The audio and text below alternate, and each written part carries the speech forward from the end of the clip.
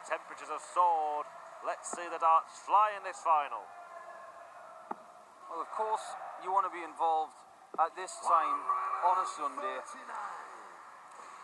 But arguably, this is probably the most comfortable these guys will be. The temperature has plummeted outside. The fresh air has rejuvenated everybody in here. And now, there are no excuses for anybody. I think it's fair to say that the semi-finals did not live up to the standard that had been set before. But perhaps, having got over that line and into the first European Tour final, the pair can play with a little bit of freedom. The story has been the race to the World Match Play, but Jamie Hughes could win a big, big title here and take the winner's share of the £140,000 prize fund, which is 25 grand. They're playing this game for 15 grand, but it's worth so much more. 102 can still be done if he finds a 57 and then a double top.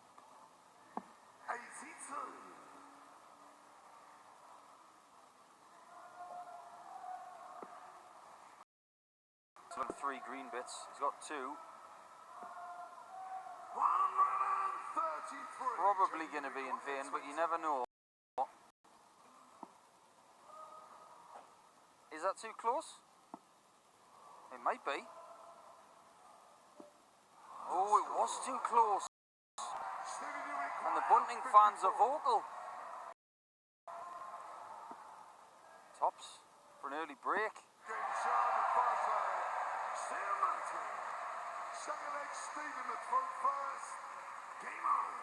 Well, Stephen has got a bucket full of titles throughout his career. It's almost that he's only got 2 PDC ranking titles. He has been to a final of another one where he made the final in Sydney in the World Series. His only other final on stage in the PDC. Lost out to Phil Taylor that night.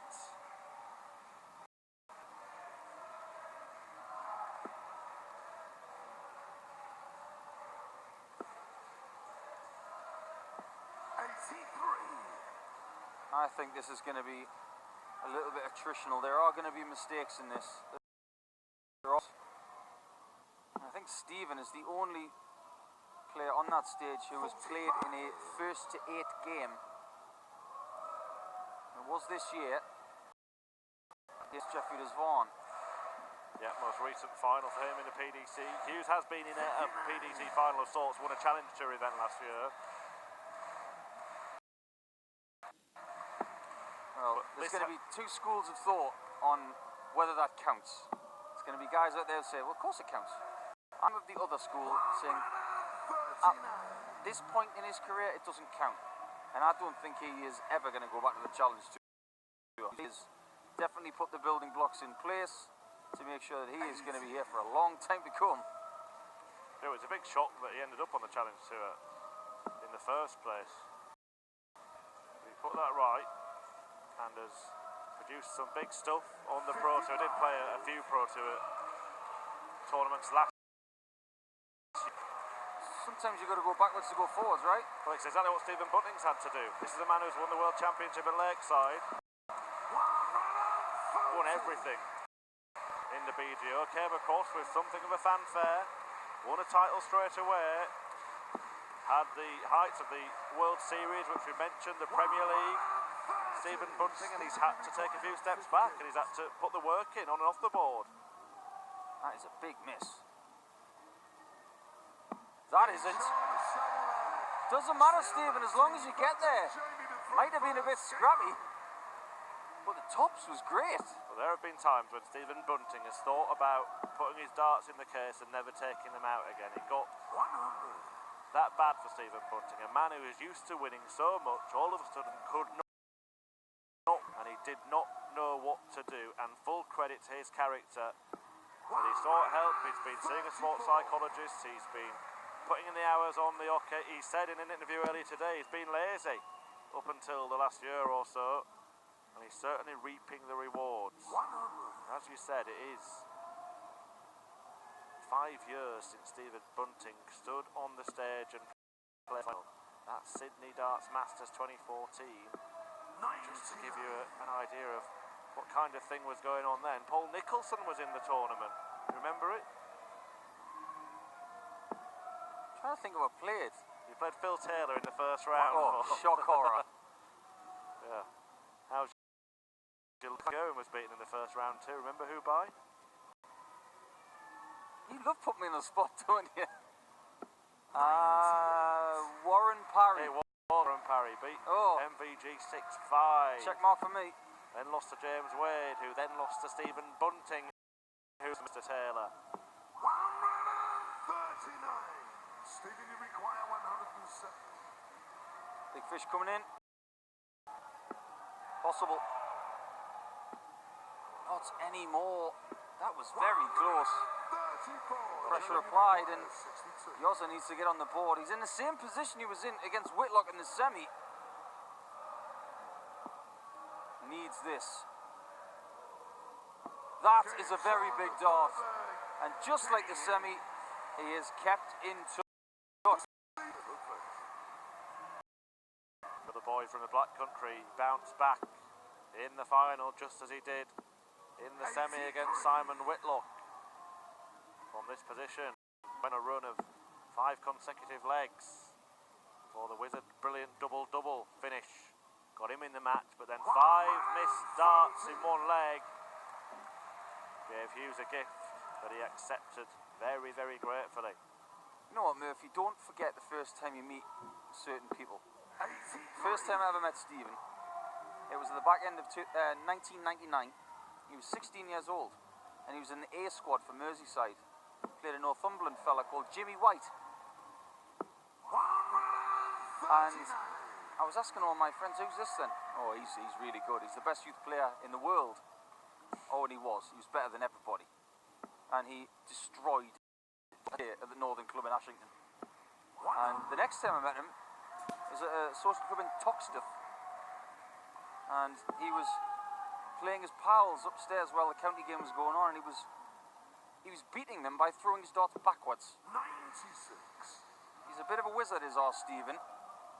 But first time I met him at Lakeside when he gave that famous interview where he wanted to wish a happy birthday to all of his pals. But a few of his pals will be happy tonight. This Hughes controls the £25,000. The first PDC title and bag. Spot of the match play, but plenty of darts to be thrown between now and then. Bunting has been perfect on doubles at the start of this match. Can he carry on that run? Oh, what a shot! Frame that one, Stephen. That was absolutely Picasso-esque. Wow! The bullet on the ball. Incredible dart from Stephen Bunting to take a 3-1 lead. Hughes hits back. We might just get that final we wanted, you know. Oh, we've had a couple of pearlers tonight, haven't we? The Keegan Brown 125 was pretty good. Yeah, well crafted. Bunting somehow squeezed that into the bullseye. And if Hughes can squeeze, then we might get another 9-darter. The important thing about this leg is that he wins it. He stays in touch with Stephen and doesn't allow him to get really big room in this match. You can see how bothered he is by that. Doesn't give a lot away, does our Yoza. Well, Stephen Bunting has twice been on 1-4-1 after 6 darts have been thrown in this tournament, and he said that it's affected him a little bit. So as you mentioned, Hughes just focused on winning the leg. Nice show of respect between the pair there. Good to see from Stephen. These are two players that you won't get any argy-bargy on the stage with, I can assure you of that. Can Hughes make sure of this? He can. 11 dart out to reduce the arrears to a single leg. Wonder what you would get if you went to an Indian restaurant, Bargy. Wonder how that would taste. 48. Probably a bit bloody.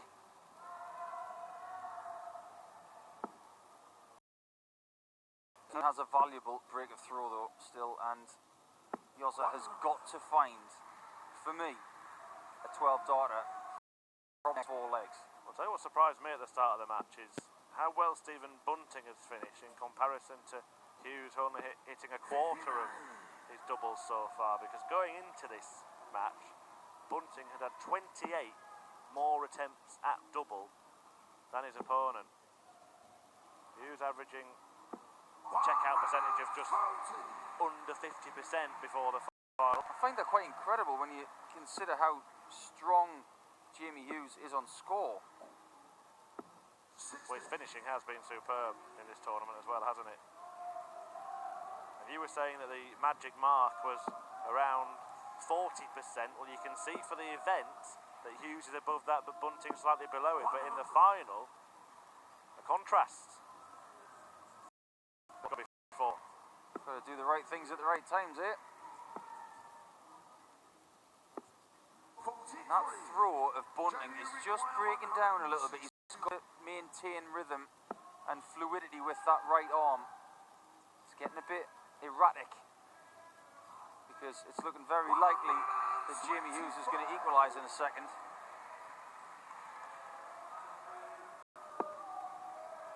Well, that won't help. Well, if that's going to happen, that's a good time for it to happen, in my opinion. When he's out of the leg and Yoza's about to go 3-3. The last thing that's happened at a really crucial time when you're on a double. Yoza split the 9s. So he's going to have to get crafty with a single. Well, he might hope two don't go in here, because had he had 60 points more, he would have been on 156. Good call. Got a double. Hughes will get 2 more if he needs them. Needed only 1, and he does equalise, but also breaks the Bunting throw. Is it advantage Hughes now? That first start has been so good. He actually said in an interview with John McDonald earlier today that if he gets the first start right, he can do whatever he wants. That's a scary thing to say to the field, to the world. Well, he's outscoring Stephen. The perfect double is kind of what's keeping the bullet in this match. More proof. Get the first start in, he can do what he wants. Oh, well, 60 more on the floor. Yeah, you could see it came off the dart that was already in the bed.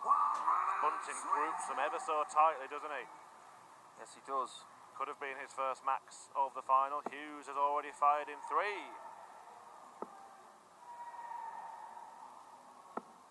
So much power and accuracy at the minute from Jamie Hughes.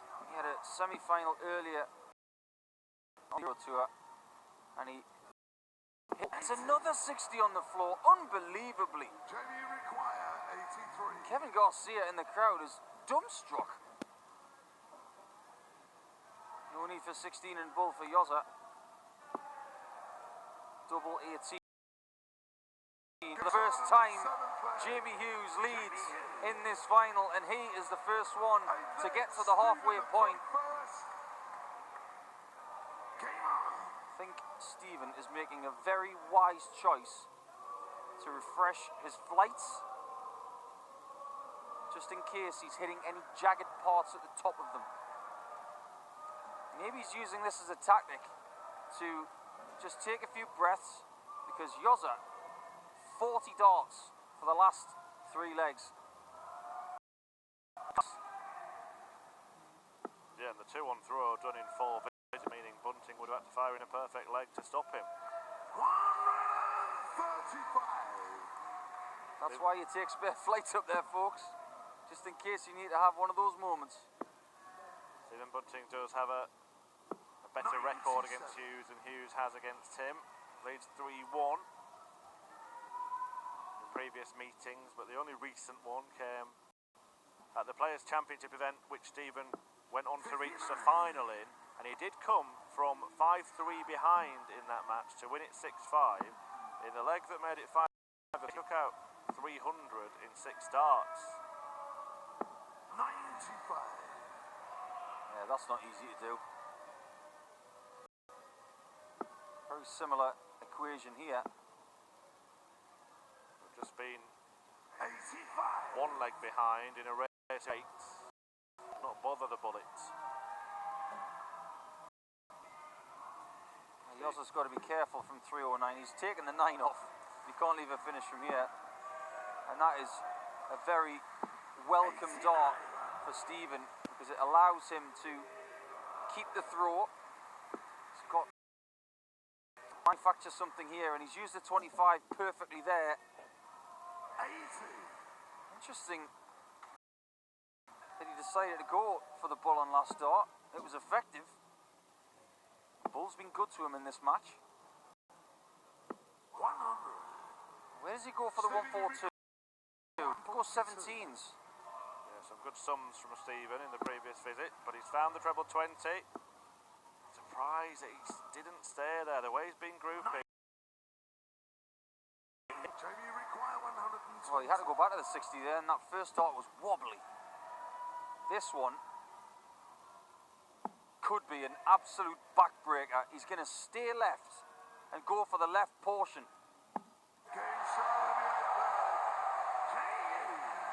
Oh, James Wilson. He is really nervous now, and he's got every right. Not since Jamie Lewis made the final of the Gibraltar tournament years ago, where he denied Michael Smith by making the final, have we seen anything like this. But Yozza Hughes has taken it further. Willie O'Connor got to the final of the corresponding European Tour event last season, but couldn't overturn Michael van Gerwen and book his spot at the Winter Gardens. Not only did Jamie Hughes have to try and sneak in the back door, he had to get his chain cutters out as well and hammer it down.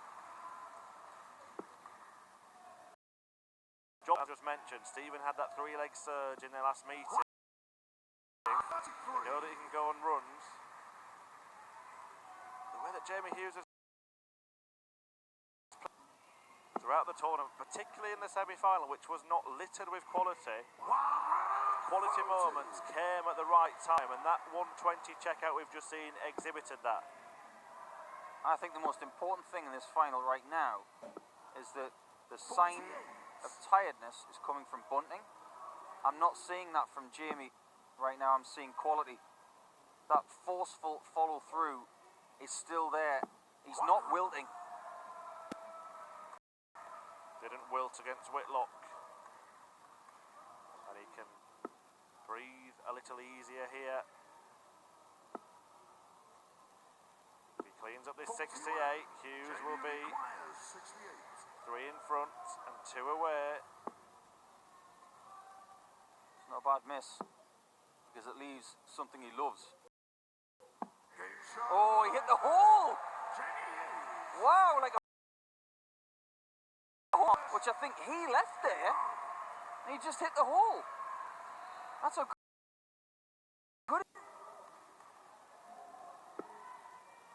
What's to say he's not going to hit it again? Stephen Bunting squeezed in that ball 95 finish to go 3-1 ahead, and it was all looking very, very rosy in Bunting's garden, but he hasn't been allowed a dart at a double since. Yeah, chasm between them in the averages. And 102 in a final is going to do a lot of damage. And there are people who've had much bigger averages than 102 and not won a final. Chris Dobie was in a final, average 100 G. That wasn't enough. But against most people, Yes, it was the bullet that did for Dobie en route to this final, having seen off a pair of Scotsmen in Robert Thornton and Peter Wright. Last 5 win. And tonight, victories against Darrell Gurney and Keegan Brown. Put him in this decisive. But has he run out of steam? It looks like he's at the wall to me, and he's got to summon up some mental strength now.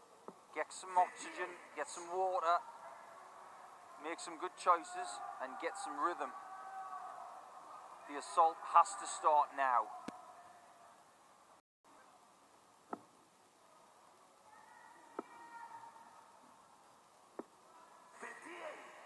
Coming up dry. Yeah, it is. And Hughes can take advantage here and hit something big. Then never mind a three-leg surge. Bunting's going to have to need something very, very special indeed. 5 legs on the spin to turn this around. Now that flat and totally obscured the 60. But he wanted to stay there to try and do 150. He also needs to switch himself.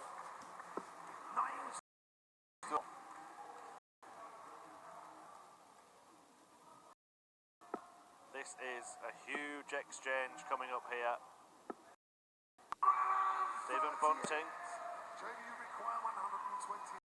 hits, but has to hope that Hughes does not hit. He doesn't. 90. Next. That double, but he hasn't had a dart at double for a very long time in this match. Big time double 8. 36. And that approach play from Hughes 36. maybe put on enough pressure. In a flash, he gets himself within 1. We've said all season long that Jamie Hughes was going to do something. He is doing something, and it's right now. He is 1 leg away from a huge title, which will change his entire career. 99. What a danger he could be in Blackpool. Because now 95. he's a favourite to fill that final spot.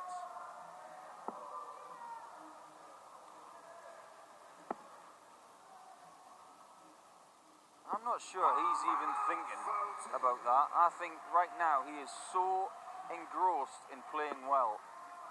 It's almost like when you're in a practice session with someone and you're just going on, and there's no real end to it. Yeah, I think though if you're aware of what's happening, he will have thought about it before going on stage. However, as I'm sure you will be able to testify, when you're on the stage, all you're thinking about is the match that you're playing. Correct. Well, he could win it in style, Paul. Well, you could say it's doing a hanky, doing an Aspinall, doing a Lloydie. We're not going to add Jamie Hughes to that list, but an exclusive list about to start. His name to go on the Czech Open title is looking very likely to be Jamie Hughes, and it could well be the time to punch your ticket to the World Match Play, Jamie. 57.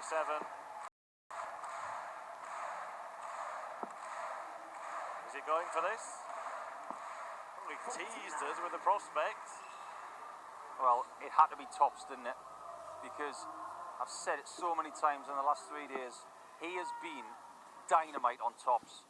And if he hits the hole in that double top again, it'll just prove how good this guy is.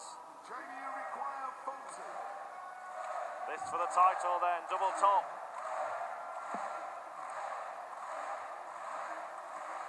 It's a huge moment. It's Hughes' moment. The first winner of the first Czech Darts Open is Jamie Hughes, and not only does he scoop the £25,000 first prize, but he has secured a spot at the World Match